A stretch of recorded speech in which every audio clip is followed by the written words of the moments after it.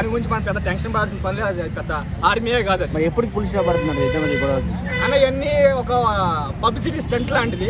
ఒక అల్లు అర్జున్ గారు ఏంటంటే పవన్ కళ్యాణ్ గారిని టార్గెట్ చేస్తే ఆయనకు వ్యూస్ వస్తాయి. అంటే ఆయన సినిమా ఒక ట్రెండింగ్ లో ఉంటుంది 10 రోజు. అంటే ఆయన పేరు అనేది ట్రెండింగ్ లో ఉంటుంది. ఇప్పుడు ఒక 10 రోజుల నుంచి చూసుకుంటే ఆయన ఒక వ్యాఖ్య చేసింది కాబట్టి ఇంతవరకు ట్రెండింగ్ లో ఉన్నారు ఆయన. ఎందుకని పవన్ కళ్యాణ్ ఉద్దేశించి మాట్లాడారు కాబట్టి. సో అలాంటి స్టంటే మళ్ళీ అది ప్రీ రిలీజ్ రోజు కానీ అలాంటి రోజు మాత్రం మళ్ళీ వచ్చి పవన్ కళ్యాణ్ దగ్గరికి వెళ్ళి మాట్లాడడం జరిగింది. ఆయన తీసుకురావడం మాక్సిమం ట్రై చేస్తారు. పుష్ప 2 మీద దెబ్బ పడబోతుందా మరి? అంటే ఇలాగే ఉంటే మాత్రం కంపల్సరీ పడిద్ది. చాలా మంది అనుకుంటున్నారు తెలుగులో ఆడకపోతే మిగతా స్టేట్లో ఆడిద్ది కదా మనకేంటి అని అనుకుంటారు. కాకపోతే ఏంటంటే 60% మన తెలుగులోనే ఆడాలి సినిమా, 40% మాత్రం బయట ఆడిద్ది. అర్థమైందా? సో అందరికి చెప్తున్నాయి.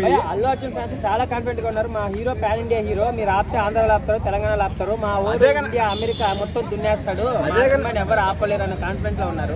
అదే కన్నా నేను చెప్పేది. సినిమా బడ్జెట్ ఎంత అంటే ఒక 60 crores అలా ఉంటుంది అనుకుంటా. సో 60 crores లో మొత్తం రావాల్సింది 60% ఇక్కడే రావాలి, 60% ఆంధ్ర తెలంగాణలో రావాలి. సో ఏ పరంగా మన పవన్ కళ్యాణ్ విమర్శిస్తే సో ఆ 60% లో ఒక 30% తగ్గిన 30% వాళ్ళకి రాసే కదా.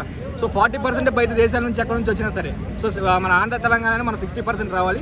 ఇది మైండ్లో పెట్టుకొని ఏదైనా మాట్లాడేటప్పుడు పవన్ కళ్యాణ్ అంటే ఒక అల్లు అర్జున్ ఫ్యాన్స్ కానీ, సో అల్లు అర్జున్ గారు కానీ, సో అల్లు అర్జున్ ఫ్యామిలీ కానీ అలా ఎవరైనా సరే సో మీరైతే కొంచెం మాట్లాడేటప్పుడు జాగ్రత్తగా మాట్లాడాలి. ఎందుకంటే పవన్ కళ్యాణ్ ఫ్యాన్స్ తక్కువ ఫ్యాన్స్ కాదు, సో ఆ జన సైనికులు తక్కువగా ఏం లేరు. సో మాట్లాడేటప్పుడు కొంచెం జాగ్రత్తగా మాట్లాడేది ఒక రిక్వెస్ట్ అనుకోండి, ఒక వార్నింగ్ అనుకోండి. చిరంజీవి బ్యాక్గ్రౌండ్తో వచ్చిన అల్లు అర్జున్ అలా స్టేజ్ మీద విమర్శించడం ఎంతవరకు కరెక్ట్ అంటే? విమర్శించడం కరెక్ట్ అయితే కాదు అనుకున్నా, కానీ గెలుక్కుంటున్నాడు కావాలని అది చెప్తున్నాను కానీ ఒక పబ్లిసిటీ స్టంట్ అది.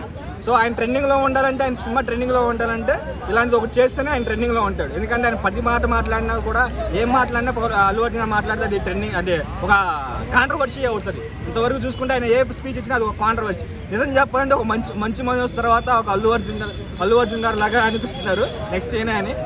ఎందుకంటే అన్ని కాంట్రవర్సీలు ఆయన స్పీచ్ లో జరుగుతున్నాయి. సో ఈసారి మాట్లాడేటప్పుడు కొంచెం స్పీచ్ ఇంటికాడ ప్రిపేర్ అయ్యి రండి అల్లు అర్జున్ గారు, ఇది మా రిక్వెస్ట్. పవన్ కళ్యాణ్ డైలాగ్ చెప్పు ఒకటి. పవన్ కళ్యాణ్ డైలాగ్ చెప్పేంత రేంజ్ కదన్నా. ఎందుకంటే యాక్చువల్లీ నేను ఎన్టీఆర్ ఫ్యాన్ని. పవన్ కళ్యాణ్ గారు అంటే నాకు అభిమానం. ఎందుకంటే ఒక పొలిటికల్గా ఆయన ఒక ఎజెండాతో వెళ్ళి సక్సెస్ అయ్యారు కాబట్టి ఆయన నేను ఇష్టపడుతున్నాను ఒక పొలిటికల్గా. సో అందుకని ఎన్టీఆర్ ఫ్యాన్ గా చెప్పండి, అల్లు అర్జున్ తప్ప పవన్ కళ్యాణ్ గారిది తప్ప? ఒక పవన్ కళ్యాణ్ అంటే నిజం చెప్పాలంటే కాంట్రవర్సీ చేయడం వల్ల అల్లు అర్జున్ తప్పు అనిపిస్తుంది. కానీ బట్ అల్లు అర్జున్ గారు కొంచెం యాటిట్యూడ్ ఉన్న పర్సన్. సో మాట్లాడేటప్పుడు కొంచెం జాగ్రత్తగా మాట్లాడాలనేది మా రిక్వెస్ట్ అన్నమాట. సో ఆయనకి ఏంటంటే కొంచెం ఇప్పటి నుంచి కాదు, ఒక గంగోత్రి గారి నుంచి కొంచెం యాటిట్యూడ్ ఎక్కువ. Okay, thank you bro.